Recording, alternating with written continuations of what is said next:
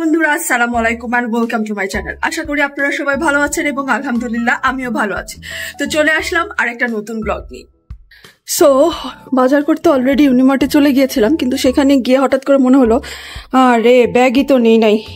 মানে আবার ওখানে 23 টাকা 20 টাকা 21 টাকা কত টাকা ছিল ওইসব দিয়ে আমাকে ব্যাগ কিনতে হইতো।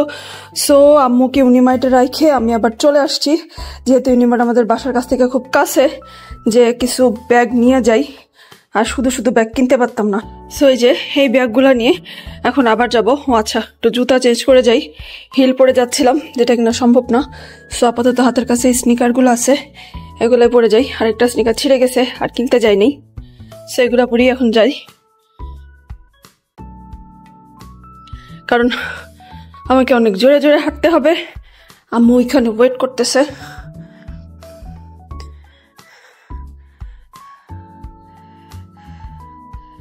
ওকে, তাহলে এখন যাই, আবার পরে আপনাদের সাথে কথা হবে। A few hours later.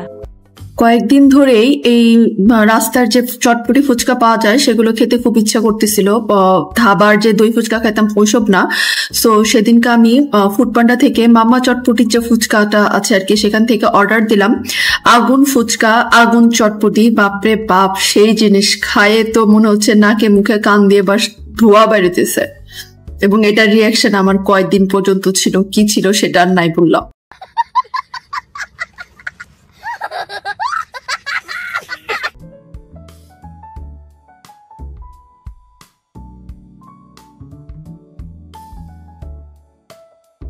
পাকিস্তানের এই হামতুম সিরিয়ালটা তো আমি 4-5 বার দেখে ফেলছি। আপনারা যদি কেউ না দেখে থাকেন তাহলে অবশ্যই দেখবেন, এটা খুবই মজার এবং খুবই হাসির, এবং আমি শিওর সবাই খুবই এনজয় করবেন। The next day. এর পরের দিন আমি আর সামি একটু কাজে বের হয়েছিলাম, কয়েকটা ছোট ছোট কাজ ছিল, তো দুজন মিলেই বের হয়ে গেলাম কাজ শেষ করতে। আর অ্যাজ ইউজুয়াল আমার ভাই লেকে বসে তার এই কুকুরগুলাকে এক একটাকে এক একটু পরপর নাম ধরে ডাকে, একটা করে আসে আর আদর করতে বসে পড়ে। তার চিরায়ত কাহিনী, চিরাতারিত কি বলতেছি, তার চিরায়ত কাহিনী, যেখানে একটা করে নাম ডাকতেছে, একবার কালো, একবার ভুলু, আরো কি কি জানি, যাকে মনেও নাই আমার। একটা করে ডাকে, একটু পর পর আসে, আদর করতে বসে, মানে কি আর বলবো। Many hours later. সো আজকে বিকালে নাস্তার জন্য একটু মুড়ি মাখাচ্ছি, কারণ রোজ রান্না করতে গিয়েছিলাম, নাই কোনো ডিম, নাই কোনো চিকেন, কোনো কিছু বড়া বানাবো, সেখানেও ডিম নাই, কিচ্ছু নাই, কারণ অনেকদিন ধরেই কেনা হচ্ছে না, অলসতা করে করে কেনা হচ্ছে না। আজকে তা বহুত মানে কষ্ট করে বহুত সময় বের করে আজকে কিছু বাজার করতে গেছি। আসলে দাদুর বাড়ি থেকে আসার পরে মনে হচ্ছে গায়ের মধ্যে একটা অলসতা লেগে গেছে, না আমার বের হতে ইচ্ছা করে, না আম্মুর বের হতে ইচ্ছা করে। অনেকদিন পর আসলে এই মুড়িটা মাখাচ্ছি। মাংস থাকলে একটু বেশি মজা হইতো, তবে নাই যখন, এখন কি করা। শুধু টমেটো দিয়েও খেতে ভাল লাগে, কি বলেন, কার কার ভাল লাগে?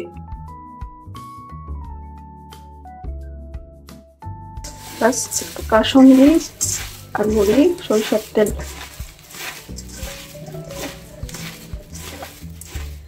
আমি বাসায় না, বাইরে ঝালমুড়ি খেতে পারে, কিন্তু বাসায় আসলে যদি এভাবে মুড়ি মাখায় বা মাংস দিয়েও মাখায় বা চানাচুর দিয়ে মাখায় স্যারে তখন খাবে না, কিন্তু বাইরে থেকে ঝালমুড়ি কিনলে ঠিকই খেতে পারে। যদিও ওই ঝালমুড়িটাতে কিভাবে বানায়, ওদের যে মশলাটা কিভাবে তৈরি করে, ওটা খেতে একটা আলাদা টেস্ট থাকে, কিন্তু তাই বলে আমরা ঘরে একদম খারাপ মাখাই তা তো না, ঘরেরটাও তো খেতে ভালো লাগার কথা কিছু হলো। কিন্তু আমার ভাইয়ের এই বদভ্যাস, বাইরে সে যে জিনিস খাবে বাসায় সে একদমই খাবে না। ইভেন অনেক সময় দেখা যায় এত বড় হয়ে গেছে এরপরও বাসায় কিছু বানালে হয়তো খাবে না, কিন্তু সেই জিনিসটাই যদি বাইরের কেউ বানায় তাহলে তখন সে খাবে। এই যে 2টা মুড়ি রেডি আমার আর আম্মুর জন্য। অনেকে হয়তো চিন্তা করতেছেন কেমন একটা স্টিলের বাটি নিচে কি নিচে। আসলে এসব মুড়ি মাখানি খাইতে গেলে না, ওইসব ফ্যান্সি কাচের বাটি টাটি বের করে সাজায় খাইতে আমার ভাল লাগে না, কারণ আমার মনে হয় সবসময় কি আর ওরকম করা যায়। আর এই বাটিটা ভাই এত কালো হয়েছে কারণ একটাই, আমি এটা দিয়ে রুটি বানাই, যার কারণে বাড়িটার চেহারা এরকম হয়ে গেছে। আমি এটার উপরে চুলার উপরে বসাই দিই, এটার মধ্যে রুটি বানাই, যার কারণে এটা অনেক পুরাতন জিনিস বাট অনেক কাজের জিনিস। যত तू समझा? हाँ नहीं तू समझा नहीं। কিছু অনেক কিছু হয়ে গেল, নতুন নতুন বাটি থাকলেও এই বাটি না আম্মু ফেলাই না আমি ফেলাই, আর এটা আম্মুর জন্য। আর এখানে আদা চারেরই লেবু দেওয়া বাচ্চা। 2000 years later. আজকে অনেকদিন পর আমি আর আমার মা বের হয়েছিলাম নিউ মার্কেটে টুকিটাকি জিনিস কেনাকাটা করতে।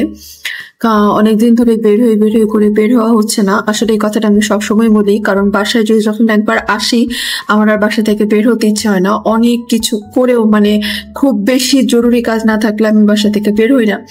আর আজকে নিউ মার্কেট যাওয়াটা দরকার ছিল, ছোট ছোট অনেক কিছু জিনিসগুলোই জিনিসপত্র আসলে কেনার ছিল। এই দোকানটা তো আপনাদের সাথে আমার প্রথম দিকের ভিডিওতে শেয়ার করেছি যে আমি নিউ মার্কেট থেকে না কিনে যেসব কিছু জিনিস আর কি ওখান থেকে না কিনলেও হয় সেই জিনিসগুলো আমি এখান থেকে কিনি। এই দোকানটা আমার একদম পরিচিত হয়ে গেছে, এটা হচ্ছে বিসমিল্লাহ স্টোর নাম। আর এরপর আসলে পেছন দিককার চন্দ্রিমা মার্কেট, সিঙ্গাপুরি মার্কেট, তারপরে নিউ মার্কেটের পাশে ঢাকা কলেজের ভেতরে, মানে আমি আর আমার মা আজকে পুরা নিউ মার্কেটের ওই এরিয়ায় যা যা জায়গা আছে সব জায়গায় ঘুরে টুকটাক অনেক কিছু কিনছি। আপনাদের সাথে আমি একটু বাসায় গিয়ে শেয়ার করবো আমি কি কি জিনিস কিনছি। আর কেনার থেকে বেশি হচ্ছে কি অনেক দিন ধরে মানে ঘুরে বেড়াইছি, অনেকক্ষণ ধরে অনেক সময় নিয়ে আস্তে আস্তে ঘুরে বেড়াইছি আমি আর আম্মু। তো আর আমার আর আম্মুর মানে শখটা এমন থাকে যে এখানে গেলে মনে হয় কিছু না কিছু একটা শোপিস কিনেই নিয়ে যায়। তবে না, আজকে কোনো শোপিস কিছু কিনিনি। অনেক কষ্টে আমরা নিজেদের সংযতন করেছি যে না এখন সংযম করেছি, কি अरे कहना क्या चाहते हो? ভুল বলতেছি, সরি। নিজেদের আটকাইছি যে আজকে কিছু কিনবো না, কোনো শোপিস টোপিস কিনবো না। সো আজকে অনেকদিন পরে আম্মুর সাথে নিউ মার্কেটে বের হয়েছি টুকটাক জিনিস কেনার জন্য। অনেকদিন ধরে টুকটুক করে জমাচ্ছিলাম আমি আর আম্মু লিখে, যেটা কিনতে হবে ওটা কিনতে হবে, এগুলো নিউ মার্কেট থেকে ভালো হবে। আবার অনলাইনে অনেক কিছু চয়েস করে যেটা মনে আছে এটা নিউ মার্কেটে আরও কম দামে পাবো। সো অনেকদিন ধরে জমাচ্ছিলাম আর আজকে শেষ পর্যন্ত গেছি আর কি কিনবো। সো আমরা অনেক কিছুই কিনছি টুকটাক করে, আপনাদের সাথে শেয়ার করলাম যে মার্কেটে গেছি। এই যে যেমন এই মাজুনি অনেকদিন ধরেই কিনবো করতেছি। এটা নিউ বাইরে থেকে দোকান থেকে কিনলে 120 টাকা না কত টাকা লাগছে, ওখানে গেলে মাত্র 50 টাকা করে। তারপরে যে কিছু সিয়া সিড, ওই যে আমি যে দোকানটার সাথে আপনাদের সাথে শেয়ার করছি টুকটুক করে ওই দোকান, মানে আমি সবসময় ওই দোকান থেকে কিনি যেগুলো ইউনিমার্ট থেকে বেশি দাম না, এখান থেকে নাই। যেমন এই যে ভুট্টাটা বাসায় প্রায় পপকর্ন খাওয়া হয়, এই টুকটাক জিনিস আর কি। এখানে আরও কিছু আছে হাবিজাবি জিনিস, অনেক কিছু মেয়েদের থেকে ধরে সব কিছু আর কি ওখান থেকে কিনছি টুকটাক করে। এরপরেও আরও হচ্ছে আমার উলছোটা কেনার ছিল, সেটা কিনছি। এই যে এখানে আরও কিছু বাথরুম ক্লিনার, বাথরুমের টাইলস পরিষ্কার করার জন্য, এই জিনিস আমি আর কোথাও খুঁজে পাই না নিউ মার্কেট ছাড়া। আর হচ্ছে আরও কি কিনছি, ও হ্যাঁ এই যে বাবা এটাখানে একটা কাচের বয়ম আছে, এটা আপনাদের সাথে পরে দেখাবো। কাচের বয়ম তো, বয়মটা সুন্দর। আর একটা সুন্দর জিনিস কিনছি। আর আসলে নিউ মার্কেটে অনেক কিছুই এখন পাওয়া যায় যেগুলো আমরা অনলাইনে দেখি, অনলাইন থেকে অর্ডার করি, সেজন্য আমরা অনলাইন পছন্দ করে রাখি আমি আর আম্মু। তারপরে আসলে নিউ মার্কেটে গিয়ে কিনি যে কম দামে পাওয়া যায়, দামাদামি করা যায়। অনলাইন তো দামাদামি করা যায় না। এই যে হাঁড়ি পাতিল রাখার জন্য একটু ইউনিক ডিজাইন, জিনিসটা সুন্দর লাগলো দেখতে। আমাদের বাসায় আছে অনেক আগের। এই তো এইসব টুকটাক কিনছি। তারপরে ঢাকা কলেজের অপোজিট থেকেও কিছু কাপড় চোপড় কিনছি। মানে আমি আর আম্মু অনেক দিন পর আজকে বাইরে হয়েছি আমাদের নিজেদের এইসবের কিছু কাজের জন্য। টুকটাক যাই আর তেমন কিছু করে, যে ছোট্ট একটা কফিও কিনছি। আমি তো বলছি আমি কফি অ্যাডিক্টেড, কফি ছাড়া একদমই থাকতে পারি না। ও হ্যাঁ, এই যে মেয়োনেজটাও কিনে নিয়ে আসছি, ওটা ওখানে অবভিয়াসলি একটু কম দামে পাই, এখানে থেকে অনেক বেশি হয়।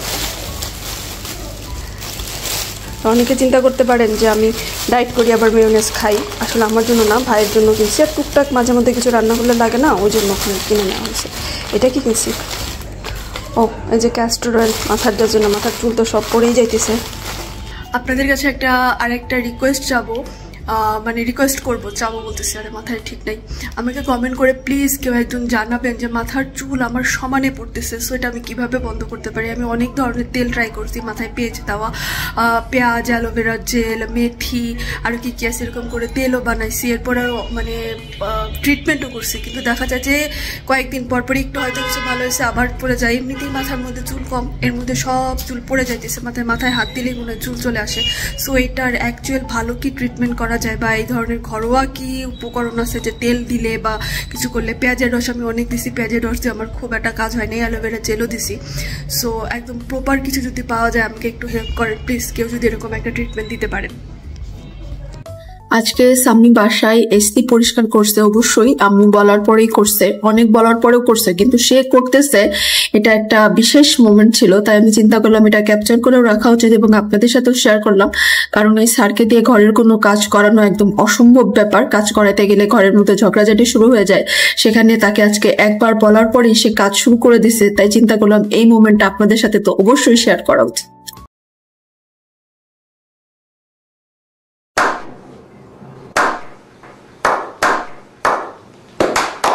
সো বন্ধুরা, এই ছিল আমার আজকের ভিডিও। যদি আমার ভিডিওটি আপনাদের ভালো লেগে থাকে তাহলে অবশ্যই লাইক দিবেন। অনেকদিন পরে আসলে ভিডিও করলাম, আবার মানে ব্লগ রেডি করলাম, টুকটাক কিছু ভিডিও করে রেখেছিলাম গত কয়েকদিনের, তারপরে আবার আসলে আজকে করলাম। মাঝখানে নানা কারণেই সময় পাইনি, অলসতার জন্যও করিনি।